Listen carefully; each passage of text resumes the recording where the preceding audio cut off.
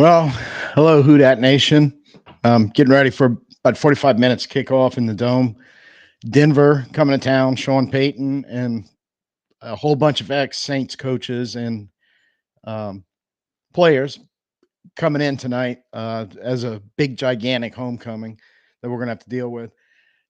Try as I might, and going through today and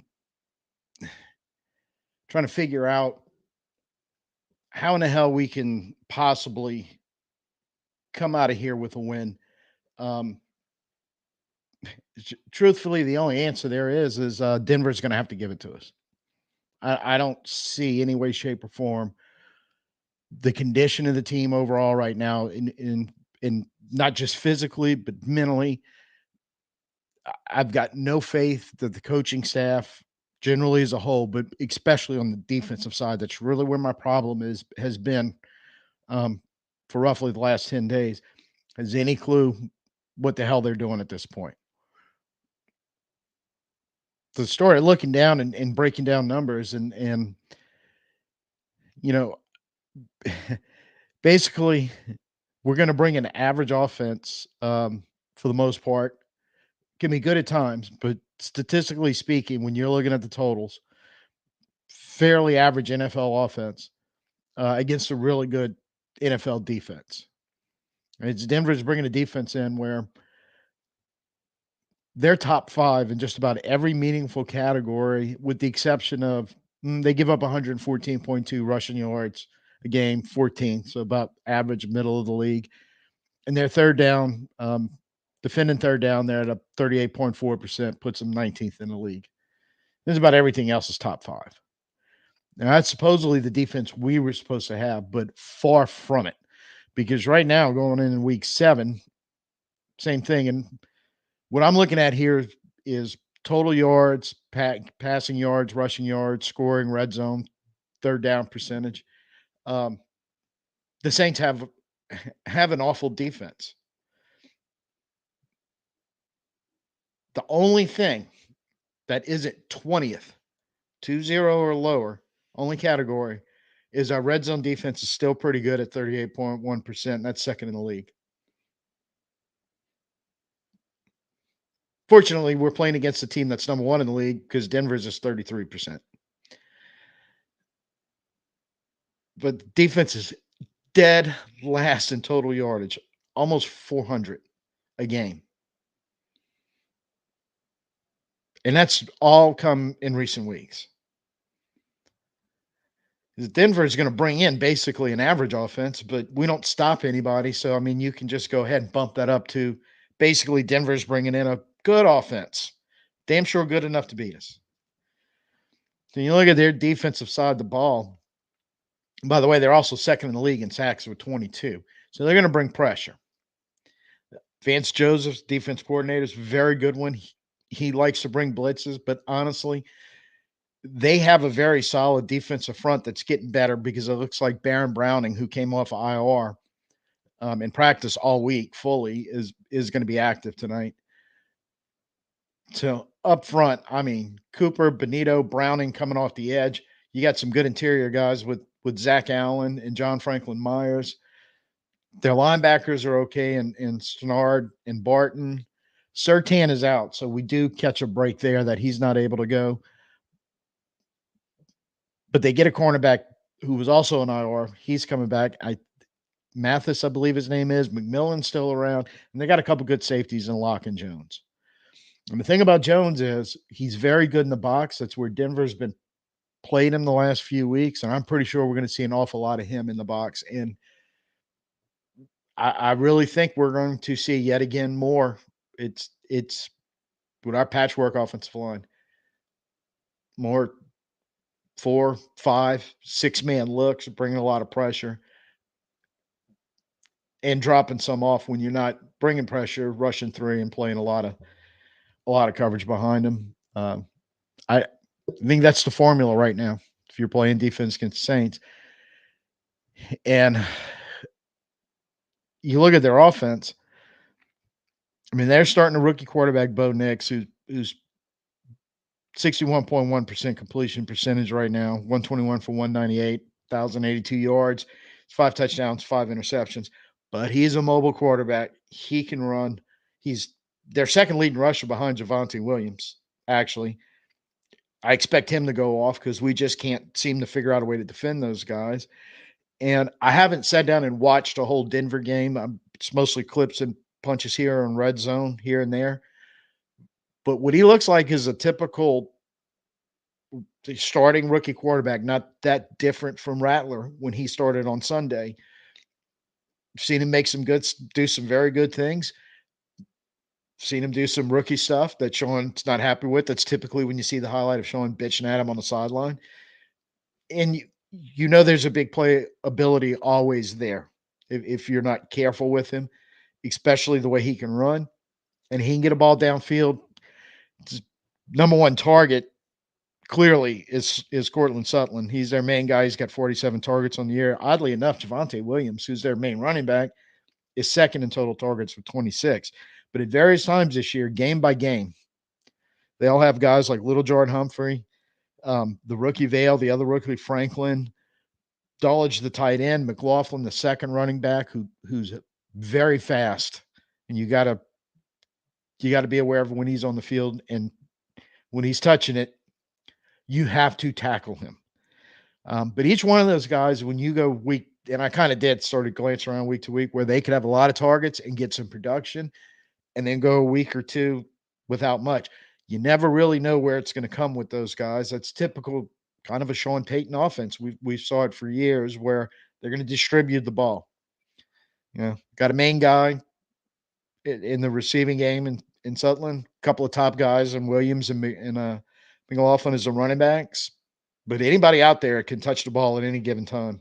And he's going to scheme some stuff up. He always does. We're going to see some Payton trickeration. He always does it. And what we have is a defense that I think just about anything's going to work against. Especially right now because they're just playing so poorly. They can't tackle. They can't get pressures anymore. They can't get quarterbacks on the ground. And they give up explosive plays. And you're looking at an offense, again, statistically very similar to ours. We can get our chunk plays. And I imagine so do they. The numbers don't really relay that they get a whole lot of explosive plays, but we give them up at such huge clips that I feel like you could go to the local high school, grab their varsity team and throw them on the field for 4 quarters against this Saints defense right now, and even they would find an explosive play or two. Yeah, I know that's an extreme exaggeration, but that's just how much down I'm on what is supposed to have been our rock and our strength. And it has been, it's been a rock. It's been one tied around our neck, and we're trying to swim in the deep end with it. So I wish I could sit here and say I've got something positive on the overview of this game. I can't find it. I tried all day long, but I really think like this is a game where we're going to have a lot of guys playing so far over their heads. I don't know if it's possible, and Denver's going to have to help us out along the way. Now, one thing too, real quick, they're mentioning some of the inactives for Denver. I haven't seen the final list, but like I said, they're getting like McGlinchey back. They're starting right tackle who's been out. Mathis, Browning, some key guys. I do know A.T. Perry. They dropped somebody, Cat Terrell or somebody on Twitter said he's inactive. A lot of the ex-Saints players are active, so we're going to be seeing an awful lot of guys of names we know. But Lucas Patrick is active tonight. Now, I don't know if that means he's actually going to play. I hope so because I think, for better or worse, he makes our offensive line better, at least with the patchwork we got going right now. But he could be like Saldiveri was a couple weeks ago when we activated him, but he was the emergency guy. I think it was a Philly game. It's an emergency guy that after McCoy went down, we still didn't put in the game and struggled all game trying to block anybody. But obviously Carr, Hill, Olave, inactive. They did not, for the most part, we knew they weren't going to play. Warner still out. Saunders, apparently during the week hurt something. Kalen Saunders isn't going to play. Ruiz is still out. The one I want to mention that's driving me just backcrap crazy right now since I saw this about 30 minutes ago. In a way, I'm excited. It looks like, Kendry Miller's active, so he's going to play. That's good. Alvin has been needing some help. Um, we've we've all thinking this is a guy that's going to fit this style of offense, can maybe help give us some more explosive plays and do something in the running game and also catching the ball. We'll see. But Jordan Mims is inactive, who I thought acquitted himself pretty good last week, and a damn sure more than Jamal Williams. Because again, I keep scratching my head, going, "Why in the hell is Jamal Williams on the active roster every week?" I don't know. You're not getting any real production out of him. So there it is. We're still going to be dealing with Jamal and Mims, despite the fact looking like he could handle the offense and do some good last week in a few chances they gave him. Not going with. So I got some questions popping in. We'll get to that in just a second. But prediction wise, look, I'm predicting that I don't see any way the Saints can stay very long in this game within 2 scores in Denver, just simply because I just don't know if our defense can stop any NFL team right now, and I don't know if our head coach and our defensive coordinator right now has any clue how to stop anybody or to get those guys to play better, or I don't know, just do some of the simple stuff as they always preach about. Well, you control the things that you can control. Well, tackling, covering people, not committing stupid penalties. That's all stuff you can control, and we haven't been doing a very good job of it lately. Yeah, I think and look, honestly, the 1917 thing, I kind of felt like that going, if the defense shows up, if I could trust the defense to do anything, I think that would be reasonable. Um, yeah, I like I just said, I'm very excited about Kendra Miller being active. Hopefully going forward, that's a good thing. Yeah, we're gonna have to use our tight ends because we're running out of receivers. I do know uh St. Brown is up. That was one I've been wondering for a while. I was going, hey, maybe we could give him a shot. Well, he's getting one this game. Um, I mean, there's opportunities there, and I think our offense is going to do well. I think it just comes down to what it is right now, is just losing God key people, offensive line, and now you're getting into the skill positions with losing our top two receivers. Just hard to overcome. But overall, considering the adversity being heaped on the offense, I feel like they're doing a pretty good job handling it. The defense is far less adversity and injuries, and they again, I mean, when I'm looking at total defense, so many of their stats are 20th, 2-0 and below. It's just maddening, insane, not understanding how it's happened.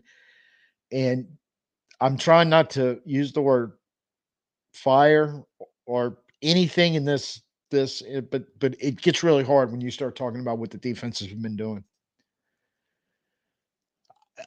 Big Valley, I'm but my thought is that this is going to be very possibly, especially on the defensive tonight, that we may look like we're playing a preseason game. And that's what really scares me, about as much as I would like to go with Northern's 1917, both teams below 20, one score game. I just feel like Denver's offense, put it this way, like I said, their total offensive stats, team stats are average to good. They're you know it's not the greatest offense in the NFL, but they don't exactly suck either. I mean, and you wouldn't expect anything less with a Sean Payton offense. But I feel like all those numbers could go up and gain. Like their total points could fly up. Their passing yards definitely, because we've not been very good there. Rushing, we really haven't stopped anybody running the ball all year. If they've had a decent enough running back and the desire to keep handing it to them and trying to run on us. So I'm gonna let you say it first. Think it's gonna be an ugly game. Like I said, I'm just not coming up with anything where we're gonna say stay within 10 scores of them.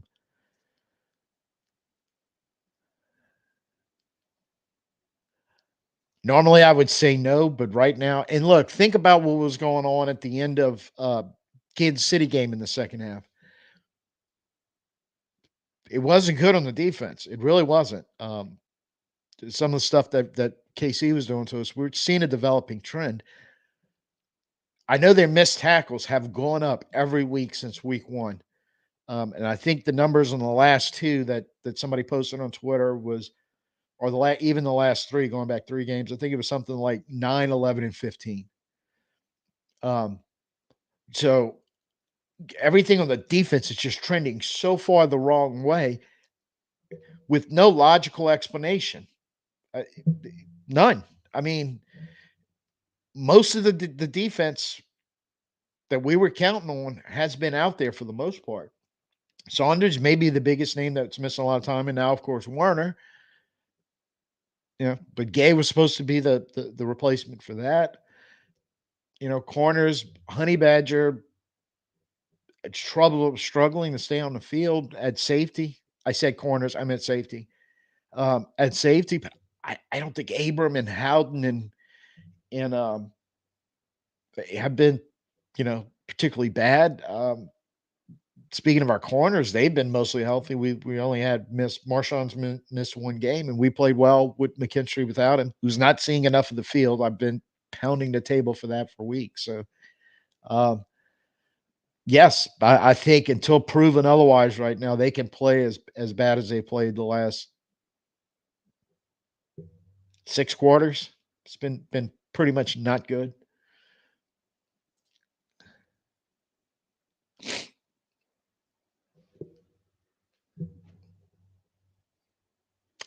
I can say based off of all 17 games last year, he was horribly non-productive. So, um, that might be why they aren't giving him chances, which would he it still makes no sense. He comes up with a nice run, it seems like once a game, but for the most part, why aren't they using him then? Why is Alvin carrying so much of that load and who's banged up? I mean, realistically, if Jamal's they trusted him and he had production, they could give him the ball and throw him the ball. Alvin wouldn't have to keep playing out there with busted ribs and all the injuries that he's been dealing with, because on top of that, Jamal Williams, as far as we know, has been 100% healthy during this whole time.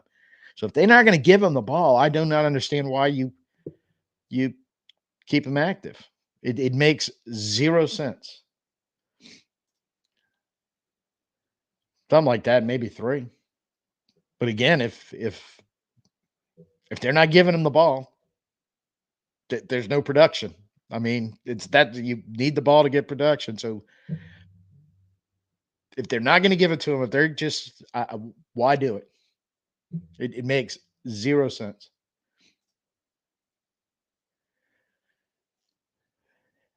Denver's got a great defense. I mean, a great defense is going to keep you in any NFL game. Um, at least statistically speaking, so far this year. But when you start getting 6 games in, you kind of establishing who you are as a team at this point. Um, but I can speak on us that we're not a good team right now, without a doubt. Um, so we're not even an average team. We're a bad NFL team these last few weeks, and it seems to be trending. We're going in the opposite direction. So right now I don't even know if we can beat a bad team. I mean, roster wise and everything else, it doesn't make sense. But you're watching the same games I'm watching. You've seen these horrible collapses that happen.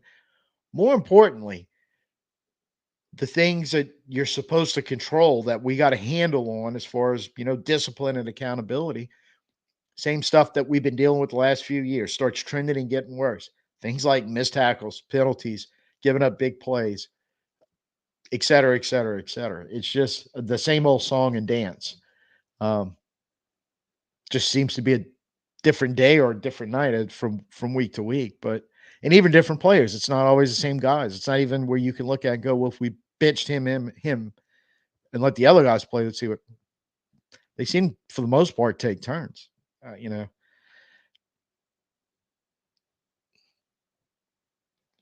The I think this is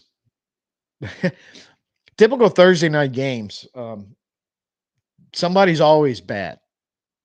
Now, you might get a game where both teams are bad for all 4 quarters, Or you might get a game where one team's bad for all 4 quarters and the other one just pounds them. Or you might get a game where they trade off what quarters they're being bad in, and you get a quote unquote decent game because at some point somebody's playing some good football out there. So I'm hoping Denver gives us 4 back quarters. We might be able to do something with that.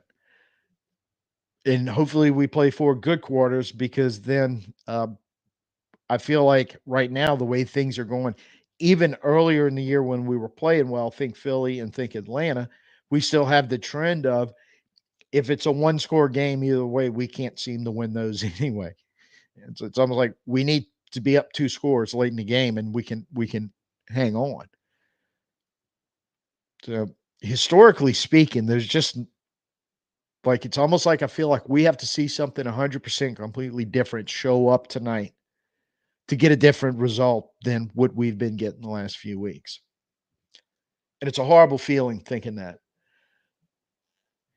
How this game goes, and I know we're gonna about 25 minutes from game time, so um, that was the last of the questions. Anybody else got anything? Throw them in there. But it's just a horrible feeling going into a game thinking this, going that's the position we're in right now. The quote unquote mini buy because you're playing on Thursday night is coming up. So we're basically gonna have roughly 10 days off after playing 3 in 10 days, which is just, for a league that's safety conscious. Sorry, I'm gonna have to go off on this tangent, but it needs to be done. They're making us play 3 games in 10 days, and that's largely affected a lot of this, but it's not everything. I do get that. And then one of the, I mean, just having Olave healthy and ready to go tonight would just be a big boost. But you know why we don't have him? Because he gets illegally targeted with the crown of a helmet in his ear hole and gets concussed. And being as that's his fourth he's ever had and two as a pro, that's a problem that could linger on. And we don't even get a flag on it. But this league's all about player safety. We got to keep the player safe. My ass. Sorry, bending to get that off my chest. But we should hopefully be getting some guys healthy, getting back on track. They're basically going to have the weekend off after tonight, get back on it next week. We'll see how it turns out. I think the things I'm looking for tonight as trying to end this on the most positive notes of all positivity I can end it on. I'm really excited we finally get Kendre Miller out there. I'm really excited to give Rattler another look. Did video on that a couple days ago where there's a lot there to work with. You know, he's getting to the point now where, well, there's 4 quarters of game film out on him. There's basically 4 games worth of game film out on how our offensive line has just kind of crumbled, especially once we lost McCoy. So there's already enough stuff out there where defenses know how to attack our offensive line in 4 quarters worth of film where they're going to start breaking down Rattler. I mean, that's what happens in the NFL. There'll be 4 more quarters of it after tonight, which is then they'll start going, okay, we know he can do this, this, and this really well. We know he struggles doing this, this, and this. And that's when you're going to start, especially as a rookie quarterback, the game planning is going to get a little more intricate than just, hey, let's pressure the rookie hard and see how he reacts to it. And let's disguise some coverages after the snap to see if we can, get in his head a little bit, get him to make some mistakes. He saw a lot of that both last Sunday, and I think for the most part, he handled it, handled it about as well as could be expected. He's going to see a lot more of that tonight. I want to see how he handles it, and hopefully he can make some plays, find somebody to make some plays. That'd be the last thing too. Really seeing Bub Means and Mason Tipton. You had 2 rookie receivers out there who flash a lot of ability, but they're still rookie receivers. sometimes that takes a little while to come together unless you're like the super elite level of like a Malik Neighbors, or Jamar Chase when he was a rookie, guys like that. Most NFL receivers have some type of adjustment period. So I'm hoping they're getting through that because I do think we can get the ball in their hands, especially if they're going to, do what Vance Joseph likes to do, blitz a lot and play a lot of man, where we can spring some explosive plays out of them through the passing game with Rattler. Yeah, bring a little excitement to the dome tonight, and bring a little excitement that you would be looking at it going, and three rookie playmakers playing against statistically, like I said, one of the best defenses in the NFL, and doing stuff like that. You go a long way. Build all three of their confidence, you know, um, and a little fan confidence and a little fan hope. And, even if you end up losing tonight, but Rattler goes off for 300 and both those guys catch touchdowns and you see some stuff like that. Um, I don't know how much it would help us this year in the long run, but you're going, okay, the style of offense we're trying to run and the new personnel we're bringing in to run it, there's some hope. So I don't, just shut it down and close it down because they'll be kicking off in about 15 minutes. Um, I tried. I sincerely, I promise you, I tried all day long to find some hope in winning this game. And I just, other than we we have to play better on defense. We have to, instead of just saying it, we have to do it.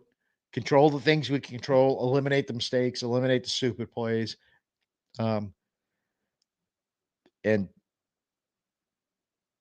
not letting the other team beat us because we're so busy beating ourselves. We're handing the game away and actually give them a game. You know, even if it's going to look something like it looked against Philly, and you can keep it that close, and finally figure out a way how to sneak out a win against a close one. That's kind of like the best I can hope for. But yeah, so Northern and I were just talking about it's. I just don't have a lot of confidence in our defense that we can hold them. Um, we're averaging. Yeah, it's written down here somewhere. I can actually get you the number. Yeah, our scoring, we're averaging 27.8, about 28 points a game. I'm not sure we can do that against their defense, but I don't feel like our defense can come anywhere to holding them than less of that. Even if we hit our average, we might still be on the losing end. So, instead, they're going to be banging the kickoff in about 15 minutes on Prime. Ah, God, I hate Thursday night football. I hate playing in it. A lot of times I hate watching it, but um, who dat? Let's put our best foot forward. We're asking the team to do it, so I'm going as fans. We have to do it also, um, and hopefully, the 12th man in the dome can get it rocking. Give us a shot because I just feel like if you were, and this is the last point I'll leave it on. If we can magically some kind of way escape out of here with a win and get in the mini bye and get some guys healthy and get our heads right and get our coaching right, whatever form that may take, and that'll probably be a discussion for Sunday night. Um, you your hope is not completely diminished, but if you lose tonight, especially if you lose horribly, yeah, there'll be a lot to discuss Sunday night. So, best foot forward for the team. Try to collectively, as the fan base, get our faith together. And I know some of you guys, Northern, you're hanging in there. I get it, but right now, from what I've seen the last couple of weeks, I'm struggling to find it. But got a little time. I'll get it going for kickoff, no doubt. So should be back around Sunday night. Be on the lookout for that. And until I see you then, let's go, Saints. Come on. Make the miracle happen. Get out the dome tonight with a win, please. So until I see you Sunday night, I'm Tim. Peace out and who dat.